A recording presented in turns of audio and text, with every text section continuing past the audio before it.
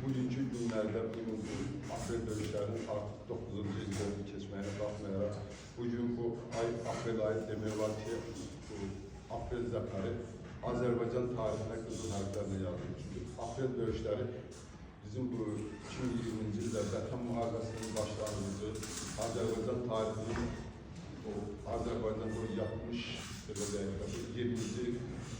Dünyanın hadisələrindən sonra Azərbaycan'ın demək olar ki, bu 23 ildə Azərbaycan'ın təmin edilmişdir.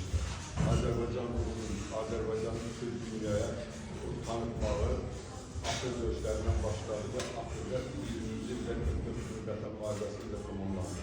Bir daha burada olan bu şahitlərimizdə bizi bu filan bağlara, Allah'tan böyük olarak ruhlar arzuyla bizim gələcəyimiz olan bu filan bağlar bizim gələcəyimiz. Bunların içində bizim həmçilərimiz var, mühendislərimiz var. Bizim Azərbaycan'ın bundan sonra bu baxmayaraq düzdür. Bu şəhidlər haqqında danışmaq mənim üçün də çətindir. Yəni, bunlar artıq öz missiyalarını başa vururlarsa, artıq bundan sonra bizim bu uşaqlara qalır ki, bunlar bizim fidan balalar bunu artıq öz çinlərində daşımalı, istiqlağa aparmalıdır.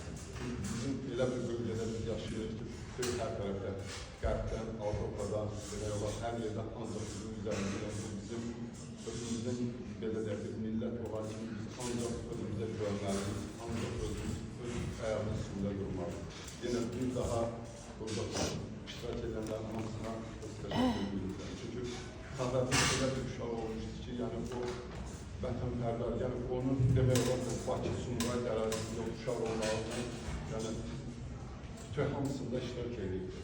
Yəni o bütün qocalar evləri olsun, uşaq evləri olsun, o universitet tarihində ən yüksək sistemi alır.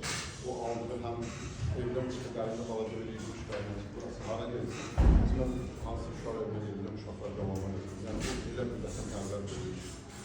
Onun mən bir axırıncı bir situasyon diləyəcəm. Çünki bugün o bir hala bir müşvara çevrilmişdir. Bizə yaxşı vaxt Reditə gəlməmək, gəlməmək görünmədir. Keçdiyimiz qarşı Doğma Qarabağ. Bugün Doğma Qarabağ müşvara kimi demək olan hamının istifadə edir.